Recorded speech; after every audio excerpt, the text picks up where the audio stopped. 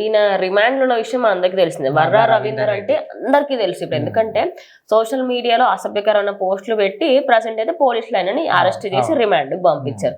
అయితే రిమాండ్ లో ఉన్న ఆయన కొన్ని కీలక వ్యాఖ్యలు చేస్తారట.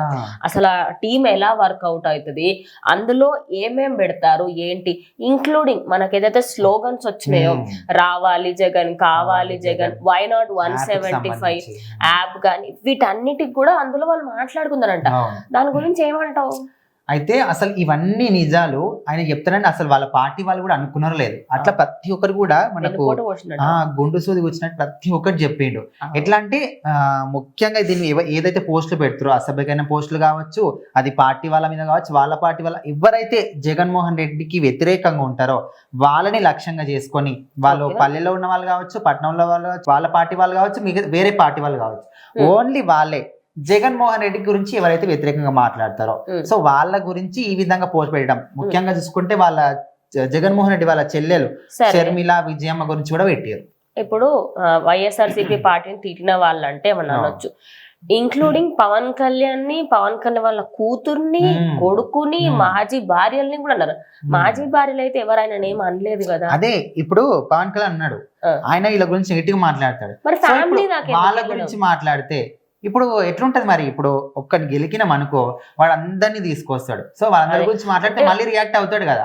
అట్లా ఒక్కరిని అనడం ఎందుకని మొత్తం ఫ్యామిలీతో పాటు ఎక్కువ వచ్చి ఇప్పుడు డేరింగ్ డాష్ లెక్క ఫేస్ టు ఫేస్ చేసుకుంటాం అన్నట్టు. అట్లా షర్మిలని కూడా తనని ఎప్పుడైతే పార్టీ మారి కాంగ్రెస్ లోకి వెళ్ళిందో అప్పుడు కూడా తనని కూడా దూషించారంట కదా. ముఖ్యంగా ఆమె షర్మిల కూడా స్వయంగా చెప్పింది మీడియా ముంగల, నాకు అక్రమ సంబంధాలు కూడా అంటగట్టిర్రు అంటే. సొంత అన్న ఎవరైనా అట్లా చేస్తుండొచ్చా అంటే, ఓ రాజకీయాల పరంగా చూసుకోకుండా అంటే బ్యాక్గ్రౌండ్ లో వేరే వాళ్ళు చేసి ఉంటారు అంటున్నారు, కానీ ఈయన మాత్రం లేదా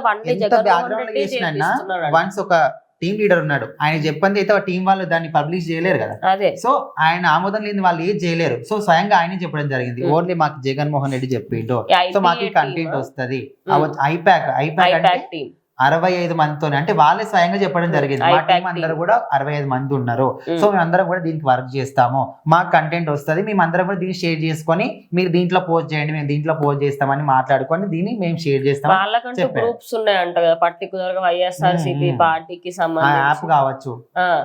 సో అట్లా యాప్స్ గానీ లేకపోతే సోషల్ మీడియాలో ఫేస్బుక్, ఇన్స్టా, యూట్యూబ్, ఏదైనా అన్ని ప్లాట్ఫామ్స్ ఇంక్లూడింగ్ ట్విట్టర్ లో ఇప్పుడు ఈయన ఏమేమైతే వ్యాఖ్యలు చేసిండో అవన్నీ ఆయన అక్కడ ఉండి చూసిండంట.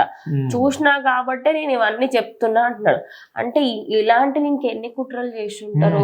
ఈయనకి ఇంకా పియ్యే వర రవీందర్ రెడ్డి, ఆయనకి ఇంకా పియ్యే వాళ్ళు సజ్జల మనకు రాఘవరెడ్డి. సో వీళ్ళందరూ కూడా ఎట్లా అంటే ఓన్లీ కంప్లీట్ గా దీనికే వర్క్ చేస్తారు. సోషల్ మీడియా కార్యకర్తలు అంటే సోషల్ మీడియాకి సంబంధించి ఎవరు జగన్మోహన్ రెడ్డికి వ్యతిరేకంగా మాట్లాడుతున్నారు. నిజానికి పార్టీలో సరస్వతి ప్లాంట్ లో ఒక మెంబర్ గా వచ్చిన వ్యక్తి ప్రజెంట్ వైఎస్ఆర్సీపీ పార్టీ గత ఎన్నికల్లో ఓడిపోయింది కాబట్టి ఆ ఓడిపోవడానికి మెయిన్ క్యారెక్టర్, దానికంటే ముందు గెలవడానికి కూడా మెయిన్ క్యారెక్టర్. భారతీ సిమెంట్ లో కూడా వర్క్ చేసింది, మళ్ళీ భారతీ సిమెంట్ లో కూడా వర్క్ చేయడం జరిగింది. అంటే ఆయనకు అంత ఉన్నప్పుడు ఆయన ఎందుకని కావాలని చెప్పేసి చాలా నెగిటివిటీని తీసుకున్నాడంటే ఇదే రీజన్ అని చెప్పొచ్చు. బికాస్ ఆయన ఏదైతే ఐపాక్ టీమ్ ఉందో 65 మెంబర్స్ ఉన్న టీమ్ లో ప్రతి ఒక్కరికి ఒక్కొక్కటి అనమాట.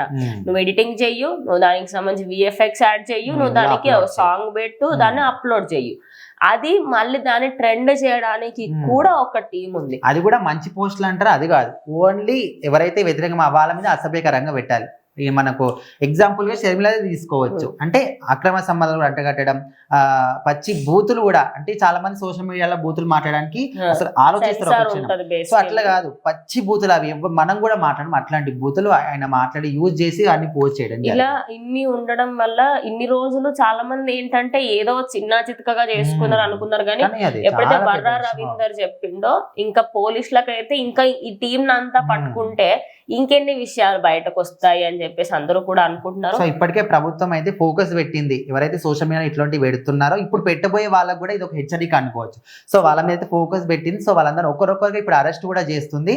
సో ఆ రిమాండ్ అరెస్ట్ చేసిన వర రవీందర్ రెడ్డి రిమాండ్ ఉన్నాడు కాబట్టి ఆ రిమాండ్ లో ఇవన్నీ నిజాలు ఆయన్ని చెప్పడం జరిగింది. ఖచ్చితంగా ఎవరెవరైతే నెగిటివిటీ చేద్దాం అనుకుంటున్నా వాళ్ళందరూ మాత్రం మీరు ఖచ్చితంగా చూసుకొని ఏం పెడుతున్నారో ఏం చేసినారో ఆచితూచి చేస్తేనే బెటర్.